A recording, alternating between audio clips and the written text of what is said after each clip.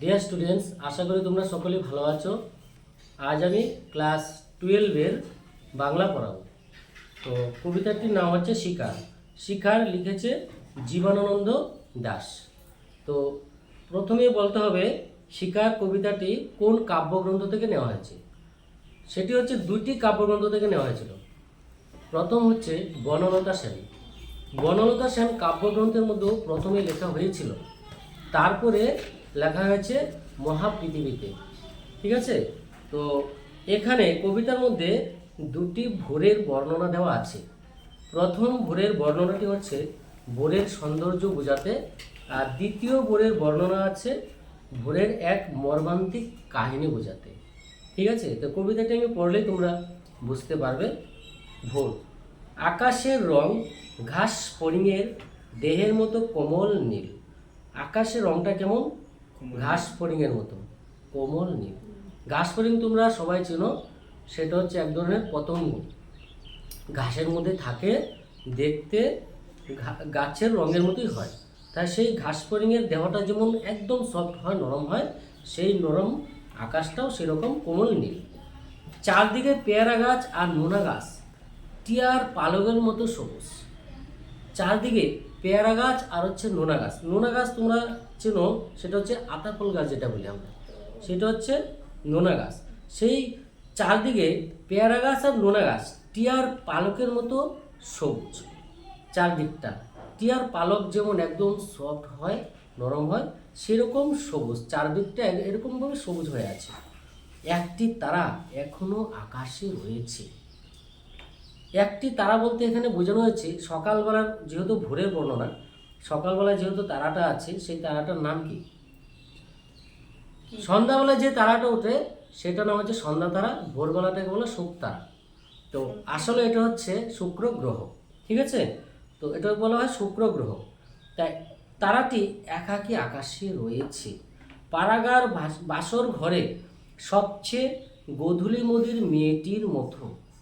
পাড়াগা বলতে এখানে বোঝানো হয়েছে গ্রামের বাসর ঘরে যেমন একটি মেয়ে তার স্বামীর চিন্তায় বসে থাকে, সেরকম একাকিত্বর বর্ণনা দিতে এখানে কবি আকাশের এই তারাটির সাথে এই বর্ণনাটা দিয়েছে।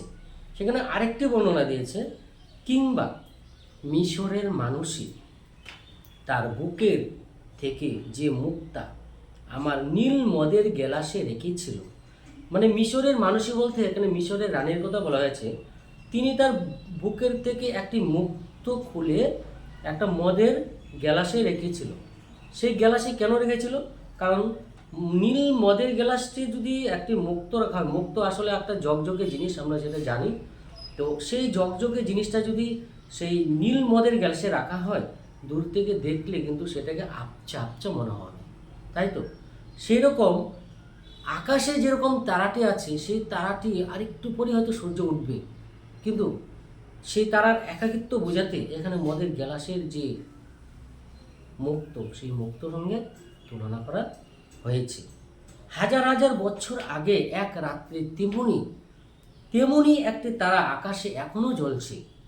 মানে হাজার হাজার বছর আগেও সেই তারাটা উঠত, সকালবেলা দেখা যেত, এখনও উঠবে এবং ভবিষ্যতেও সেই তারাটা উঠবে। হিমের রাতে শরীর রাখবার জন্য দেশওয়ালিরা সারা রাত মাঠে আগুন জ্বেলেছে। হিমের রাতে মানে হচ্ছে শীতের রাত্রে শরীরকে গরম রাখার জন্য, বলতে এখানে গরম, শরীরকে গরম রাখার জন্য দেশওয়ালিরা কি করলো? মাঠে সারা রাত্রি আগুন জ্বালিয়েছিল। দেশওয়ালি কারা? দেশওয়ালির হচ্ছে পশ্চিমবঙ্গ এবং বিহারের এক ধরনের যাযাবর জাতি, যারা অহিন্দু, অর্থাৎ ওদের ভাষা আলাদা, বাঙালিদের ভাষার মতো হয় না। ঠিক আছে। এদের বলা হয় দেশওয়ালি।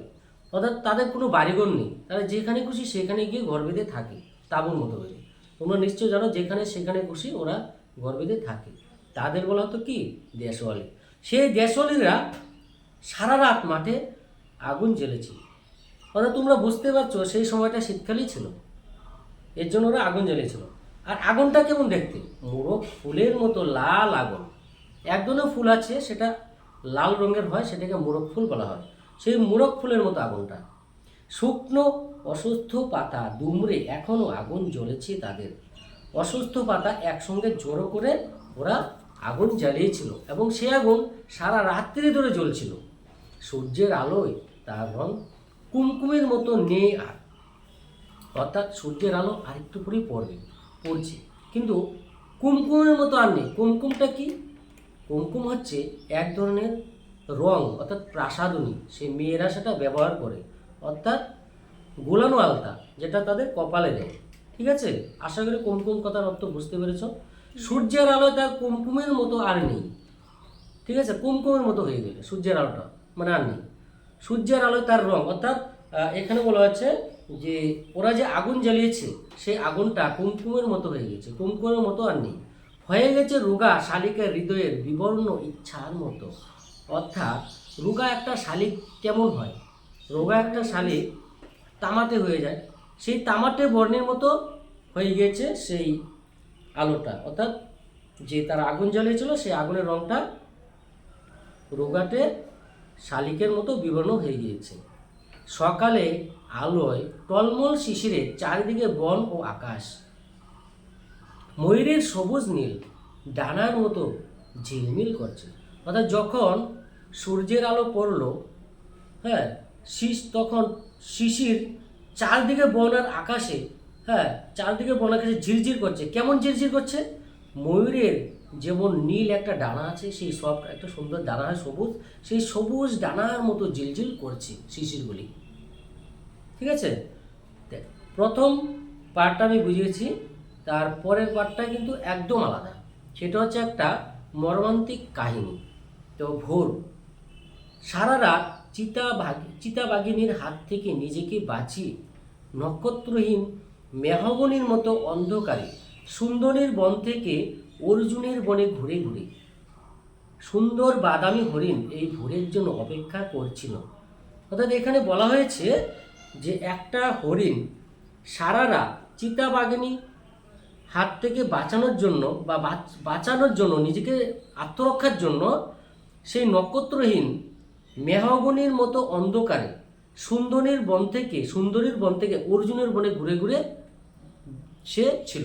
অর্থাৎ নিজেকে আত্মগোপন করার জন্য, নিজেকে বাঁচানোর জন্য এরকম করছিল। এখানে নক্ষত্রহীন মানে কি? মানে আকাশের নক্ষত্র আর নেই, সেটা অন্ধকার হয়ে গেছে। মেহগনি গাছের অন্ধকার। মেহগনি কি? মেহগনি এক ধরনের এরকমই গাছ, সেই ঘন অরণ্যে যখন অন্ধকার হয়ে যায়, মানে রাত্রিবেলায় প্রচণ্ড অন্ধকার হয়ে যায়, সেখানে গেলে আর কিছুই দেখা যায় না। সেজন্য এখানে কবি মেহগনির মতো অন্ধকার কথাটা বলেছেন।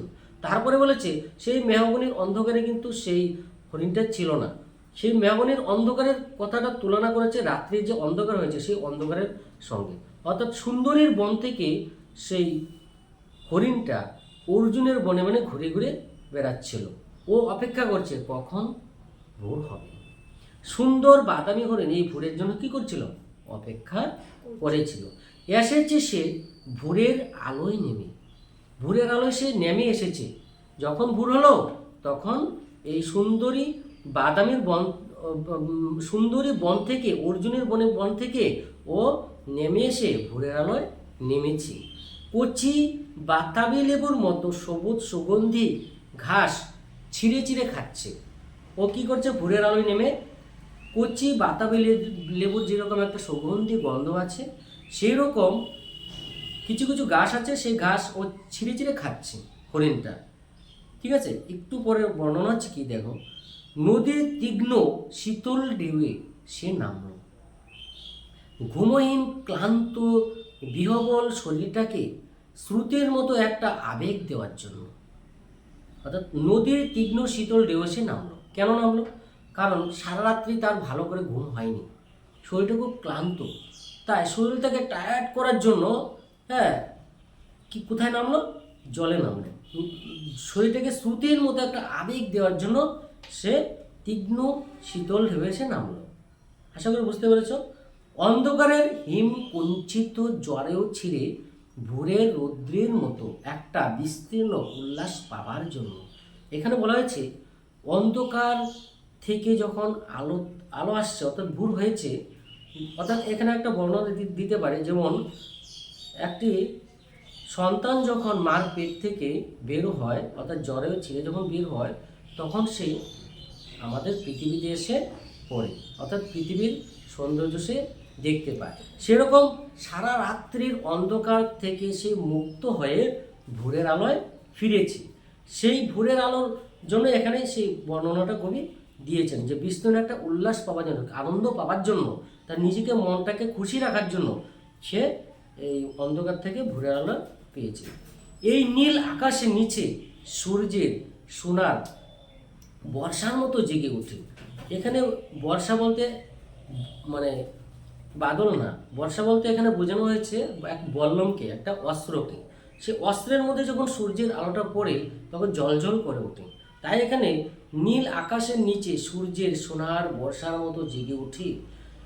সাহসে সাধে সৌন্দর্যে হরিণীর পর হরিণীকে চমক লাগিয়ে দেওয়ার জন্য, মানে হরিণটা তার রূপ সৌন্দর্যে ভরিয়ে দেওয়ার জন্য, অর্থাৎ হরিণীর পর হরিণীকে চমক লাগিয়ে দেওয়ার জন্য। ও ভাবছে যে আমি সব থেকে সৌন্দর্য, মানে আমার মতো হয়তো সৌন্দর্য আর এই পৃথিবীতে বা কেউ নেই আমার মতো সৌন্দর্য।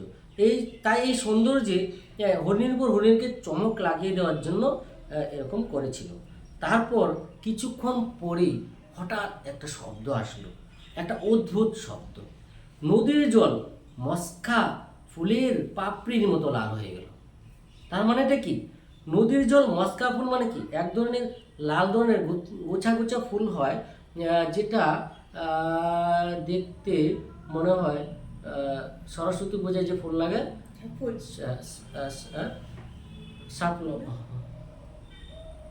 এরকমই দেখতে হয়। আগুন জ্বললো, আবার উষ্ণ লাল হরিণের মাংস তৈরি হয়ে গেল। দেখো এখানে আগুন জ্বললো, আর প্রথম স্তবকেও একবার বলেছিলাম আগুন জ্বললো। সে আগুনটা কেন জ্বলেছিল? শরীরকে ওম রাখার জন্য আগুন জ্বলেছিল। আর এখানে আগুনটা কেন জ্বললো? হরিণটাকে কয়েকজন লোক মেরেছে, তাই তো? সেই মেরে রান্না করার জন্য তারা আগুন জ্বালিয়েছে। উষ্ণ লাল হরিণের মাংস তৈরি হয়ে গেল। নক্ষত্রের নিচে, অর্থাৎ সূর্যের নিচে, আকাশের নিচে, অর্থাৎ আকাশের নিচে ঘাসের বিছানায় বসে অনেক পুরানো শিশির ভেজা গল্প, অর্থাৎ কয়েকটা লোক একসঙ্গে বসে আকাশের নিচে বসে ঘাসের বিছানার মধ্যে বসে তারা অনেক দিনের আগের পুরানো গল্প করছে। আমরা যেরকম 4-5 জন বন্ধু হলে যেরকম গল্প গুজব করি, তারাও সেরকম এক জায়গায় বসে গল্প করছে, শিশির ভেজা গল্প করছে, আর কি করছে? সিগারেট খাচ্ছে এবং সিগারেটে ধোঁয়া ছাড়ছে।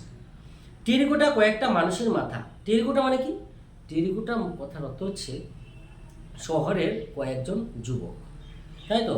শহরের কয়েকজন ছেলে সেই এসে জঙ্গলের মধ্যে এসে হরিণটাকে মেরেছে, এবং তাদের কথা এখানে বলা হয়েছে। টেরিকোটা কয়েকটা মানুষের মাথা দেখা যাচ্ছে, এলোমেলো কয়েকটা বন্দুক, এবং তারা যে শিকার করেছিল সেই শিকারের যে বন্দুকগুলি, সেই বন্দুকগুলি এলোমেলো হয়ে ছড়িয়ে ছিটিয়ে রয়েছে।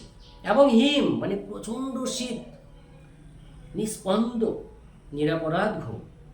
সেই হরিণটা আর নেই, নিরপরাধের মতো সে চিরদিনের জন্য ঘুমিয়ে গিয়েছে। আশা করি তোমরা কবিতাটা বুঝতে পেরেছ। তো এখান থেকে কি কি প্রশ্ন আসতে পারে সেগুলো একটু বলে দিচ্ছি। যেমন আকাশের রং ঘাস ফড়িংয়ের দেহের মতো কোমল নেই, আকাশের রং কেমন, এটা আসতে পারে। চারিদিকটা পালক মানে টিয়ার পালক, এবং পেয়ারা এবং নোনা গাছ টিয়ার পালকের মতো সবুজ। কেমন সবুজ হয় চারিদিকটা? ঠিক আছে। দিয়াশোয়ালি কারা? হ্যাঁ, কেন তারা আগুন জ্বালিয়েছিল? কি কি দিয়ে তারা আগুন জ্বালিয়েছিল? ঠিক আছে, এরকম ধরনের কোশ্চেন। তারপরে আগুনটা শেষে কিরকম হয়ে গিয়েছিল? রোগা শালিকের হৃদয়ের মতো বিবর্ণ হয়ে গিয়েছিল, তাই তো? তো তারপরে হচ্ছে দ্বিতীয় খণ্ড, যেমন ভোরের বর্ণনাটা যে বললাম, সেখানে তোমার কার হাত থেকে বাঁচিয়েছিল, কার হাত থেকে বাঁচানোর জন্য তিনি আত্মগোপন করেছিল, নিজেকে বাঁচানোর জন্য চিতাবাঘিনীর হাত থেকে। সেরকম ধরনের অনেক কোশ্চেন থাকতে পারে। যাই হোক, তোমরা কবিতাটা ভালো করে বাড়িতে আবার পড়বে, এবং যদি ভিডিওটি ভালো লাগে তাহলে অবশ্যই একটা লাইক, সাবস্ক্রাইব এবং কমেন্ট করবে।